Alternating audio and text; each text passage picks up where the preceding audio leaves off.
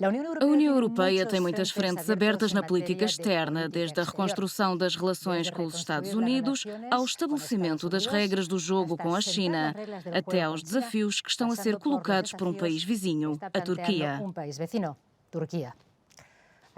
Há exatamente 10 anos, o Serviço Europeu para a Ação Externa foi criado com um objetivo: a Europa ter mais peso no mundo e falar a uma só voz. Essa voz é atualmente representada por Josep Borrell, o chefe da diplomacia europeia. Alto representante Josep Borrell, obrigada por estar connosco. Gracias a ustedes. Imagino que falar a uma só voz não tenha sido fácil para começar, porque existem 27 Estados-membros com opiniões muitas vezes divergentes e, sobretudo, porque um país pode vetar uma decisão. Acredita que a União Europeia será capaz de evitar esta cacofonia dos 27? Falar a uma só voz parece-me demasiado ambicioso. Ficaria satisfeito se fôssemos um coro bem afinado, porque o importante não é tanto que haja apenas uma voz, mas que todas as vozes sigam a mesma partitura, ainda que cada uma com a sua tonalidade própria.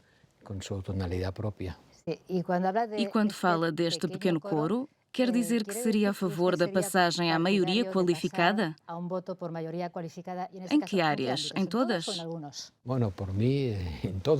Para mim, em todas elas, não só na política externa, mas também na política fiscal. A harmonização fiscal nos orçamentos, que agora também têm de ser aprovados por unanimidade. Pode imaginar os empurrões e o equilíbrio que são precisos para fazer todos felizes. Mas e a política externa? Em termos de política externa, estou ciente de que ninguém vai declarar guerra se não concordar em fazê-la. Felizmente, porém, não estamos a declarar guerra, mas essencialmente a decidir missões para ajudar a trazer a paz ou para impor sanções àqueles que violam o direito internacional. Por conseguinte, não deve ser tão difícil fazê-lo, não necessariamente por unanimidade. Dessa forma, evitaríamos meses de discussões que por vezes não chegam a lado nenhum. Exerce esta função há exatamente um ano e tem falado frequentemente sobre autonomia estratégica. Diz que é importante para a Europa. Em que deve consistir essa autonomia estratégica? Numa capacidade de agir sozinho quando necessário. Qual é o oposto de autonomia? Dependência, certo? Ou se é autónomo ou dependente. Alguém quer ser dependente? Não me parece. Uma entidade política como a Europa não deve pretender ser dependente, mas sim autónoma. Falemos de algo específico, porque esta autonomia estratégica tem muitos aspectos possíveis na defesa, mas para nos aproximarmos dos cidadãos, será a autonomia tecnológica, por exemplo, o desenvolvimento das redes 5G, algo em que a Europa pode recuperar o atraso, ou vamos continuar a depender de outras potências? Vai depender do que fizermos. Ser trabalhador por conta própria tem o seu custo. O jovem que sai de casa para se tornar autónomo tem de enfrentar o pagamento de renda porque já não vive com a mãe e o pai. A autonomia tem um custo. Chegar à idade adulta requer assumir responsabilidades e o mesmo se aplica à Europa. A autonomia não é livre. Se quisermos viver sob a proteção dos Estados Unidos de um ponto de vista militar, é certamente mais barato. Mas também é certo que estamos dependentes. Se quisermos ser autónomos, vamos ter de pagar as próprias despesas. E em termos de desenvolvimento tecnológico, provavelmente não fazemos o suficiente para manter a nossa própria capacidade de ação. É isso que significa autonomia. A China tem a experiência histórica de ter perdido a Revolução Industrial e de ter sofrido um século de humilhação. E sabe perfeitamente que a supremacia tecnológica é fundamental no mundo. Sempre foi, mas agora mais do que nunca. E está a fazer tudo o que pode para tê-la. E nós, que a tivemos até agora, corremos o risco de a perder se não investirmos o suficiente na inovação, no desenvolvimento, ou se confiarmos nas tecnologias que outros nos fornecem. Falemos das relações entre a União Europeia e os Estados Unidos. Bruxelas deposita grande esperança na eleição de Joe Biden após 4 anos de turbulência com Donald Trump. Tem estado a trabalhar precisamente no documento que pretende apresentar aos Estados Unidos para trabalhar de forma coordenada. Qual é o ponto-chave desse documento? A ideia principal é que queremos fazer novamente do multilateralismo o instrumento orientador da política internacional. Imagino que com os Estados Unidos haverá algumas questões mais fáceis de chegar a acordo, como o clima, mas há outras que são mais difíceis, como o comércio. Depois da guerra tarifária que temos vivido, pensa que o protecionismo veio para ficar? Todavía no ha llegado del todo. Ele ainda não chegou. Neste momento, o que temos não é protecionismo. O protecionismo pode dar muito, Mas nos Estados Unidos vimos sinais importantes. mas sem muito sucesso, porque toda a guerra comercial que Trump começou com a China não ajudou a diminuir o seu déficit comercial com a China, que aumentou. Se o objetivo era reduzir o déficit comercial, não teve sucesso. O que significa que as coisas não são tão simples como se possa pensar e dizer tenho um déficit comercial, então aumento as tarifas. Não funciona porque isso causa reações e essas reações podem ter um efeito contrário. Que le salga el tiro por la culata. Mas a América mudou de qualquer forma. Sí, sería un error pensar Sim, seria um erro pensar que não ocorreram mudanças profundas e estruturais na sociedade americana, das quais Trump pode ter sido o expoente, o acelerador, o catalisador ou a consequência, não necessariamente a causa. o la consecuencia, no necesariamente la causa. Pero Mas voltando à autonomia estratégica, não temos de ser autónomos por causa de Trump. Já falávamos nisso antes de Trump e vamos ter de continuar a falar depois. tendremos que seguir diciendo después. Em relação à China, Donald Trump queria levar a Europa ao confronto. Acha que agora as coisas podem ser construídas de outra forma com Joe Biden? De otra manera, seguro. Estou certo que sim. Tenho a certeza de que a forma será diferente. Mas também é verdade que a atitude da América em relação à China está para lá das questões partidárias entre republicanos e democratas. Os democratas também têm uma tendência protecionista. Era aí que eu queria chegar. Eles também são. Não creio que o sentimento essencial de que as relações económicas e comerciais com a China precisam de ser equilibradas seja exclusivo dos republicanos, ou de Trump, ou dos americanos. Penso que existe um sentimento no mundo ocidental de que é necessário restabelecer um certo nível de igualdade nas nossas relações com um país que ainda se apresenta como um país em desenvolvimento. E que é agora um rival sistémico da União Europeia. Sim, o que não significa que tenhamos de estar sistematicamente em competição. São duas coisas diferentes.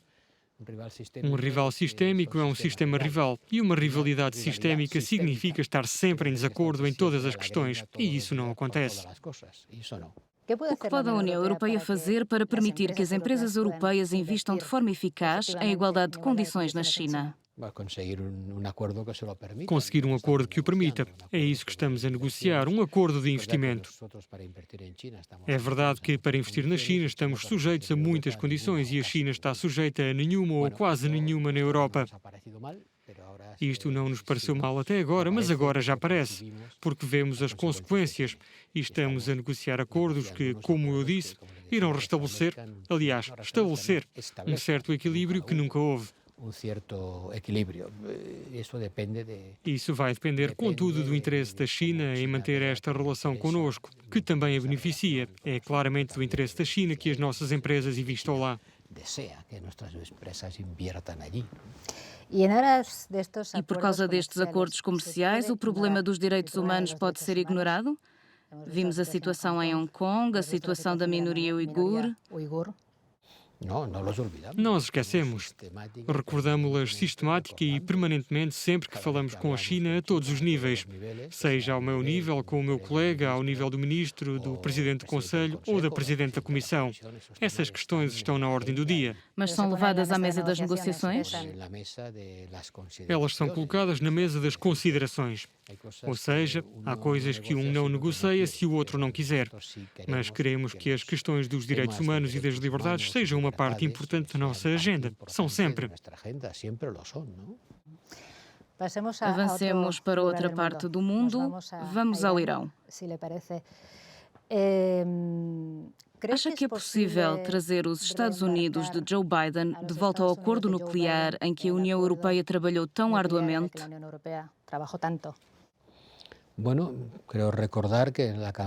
Creio que me recordo de, durante a campanha eleitoral, o então candidato e agora presidente eleito ter expressado a intenção de o retomar, de voltar ao acordo nuclear com o Irão.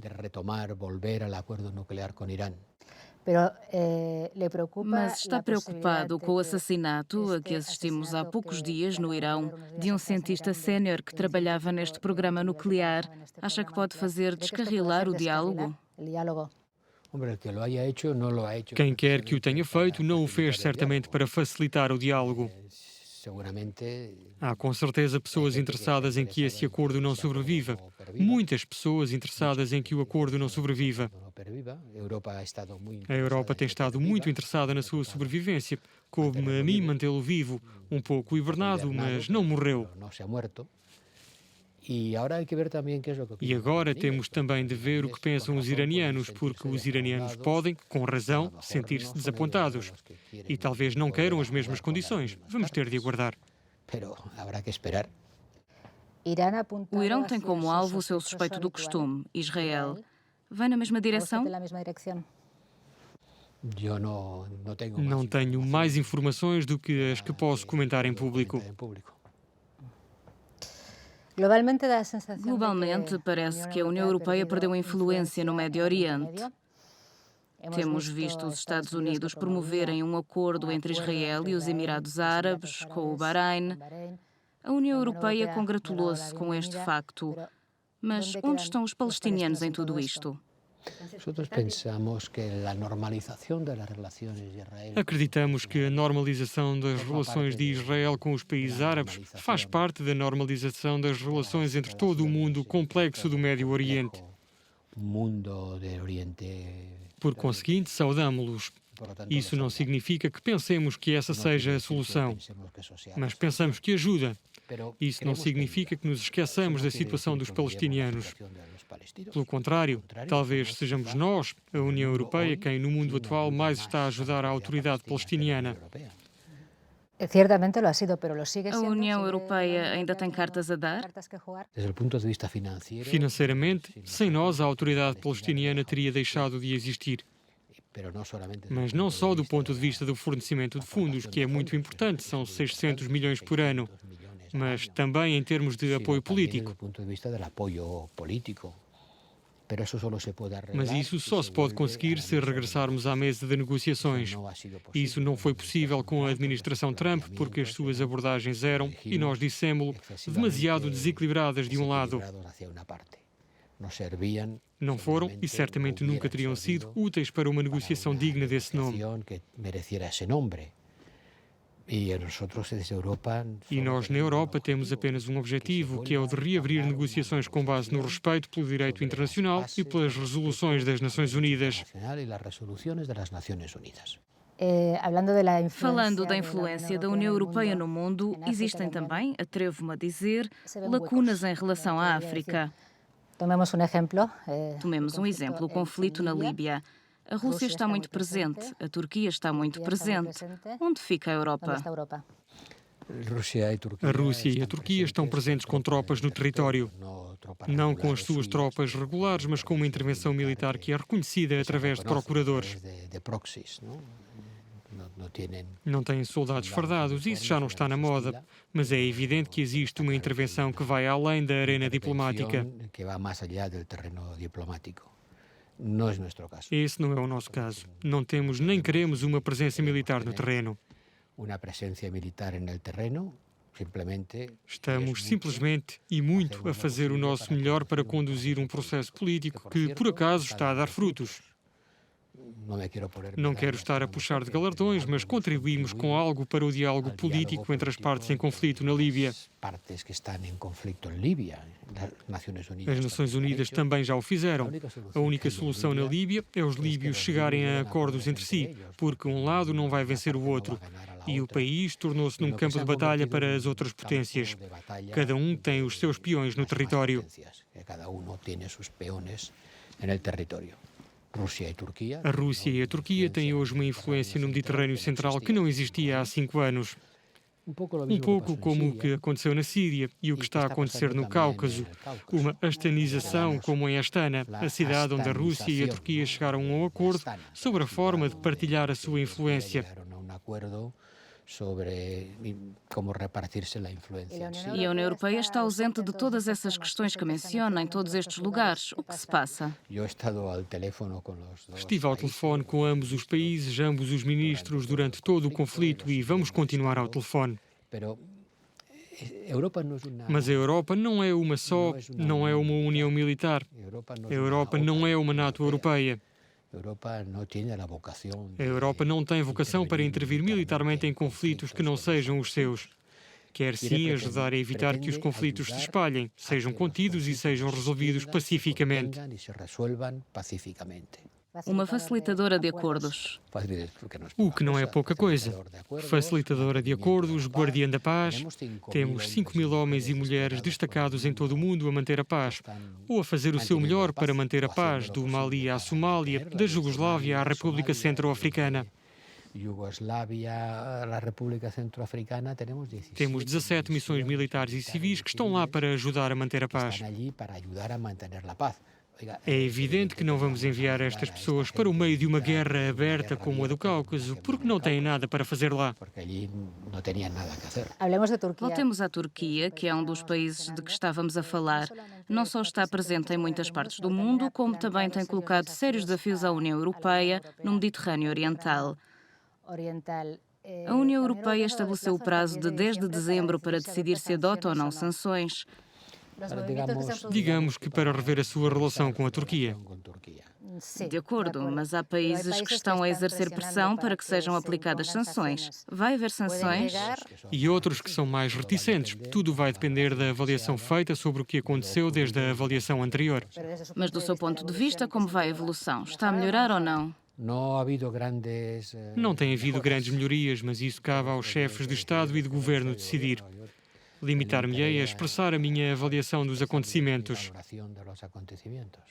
Em qualquer caso, suponho que a União Europeia é também uma prisioneira do pacto migratório que tem com a Turquia. Está a dificultar o diálogo? Prisioneira, não. Vejamos. Este acordo, que deu origem a muitas interpretações, permitiu parar as mortes que foram produzidas por um fluxo descontrolado de migrantes.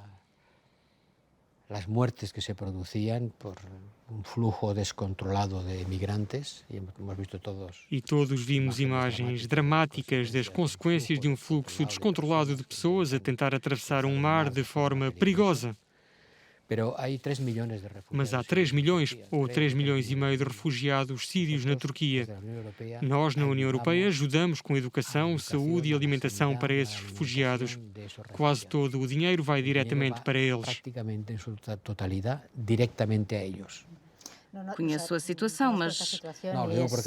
Digo isto porque as pessoas pensam que estamos a dar dinheiro ao governo turco. O dinheiro vai praticamente todo para os bolsos dos pobres. Mas também é verdade que é para que estes refugiados, para que estas pessoas não entrem na União Europeia. É como um serviço, não é? Bem, a Turquia mantém-nos no seu território. Isso tem um custo enorme. Imagine se nós em Espanha tivéssemos de acolher e cuidar de 3 milhões de pessoas.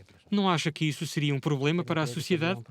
A Espanha tem acordos semelhantes, talvez não tão abertos como Marrocos. Mas não temos 3 milhões de refugiados em casa. Mas temos em Marrocos, de alguma forma. Mas não temos 3 milhões, longe disso. E não é o mesmo tê-los na casa do vizinho ou tê-los em casa, garanto-vos. Se fosse o mesmo, isso não aconteceria. Estamos a ajudar ao garantir que essas pessoas dispõem dos serviços básicos necessários. Por que é que deveria ser só a Turquia a suportar os custos de manutenção destes refugiados que lá chegaram porque era o país vizinho? Temos de os ajudar. Estamos a fazer isto para que eles não voltem para casa? A questão é muito clara. A sociedade europeia quer acolher 3 milhões e meio de exilados sírios no seu território. Será que quer mesmo? Então há um preço a pagar, económico e também político. Tenho a sensação de que os europeus não querem. Portanto, teremos de encontrar uma solução alternativa. Temos de terminar por aqui. Alto representante José Borrell, muito obrigada por ter estado connosco.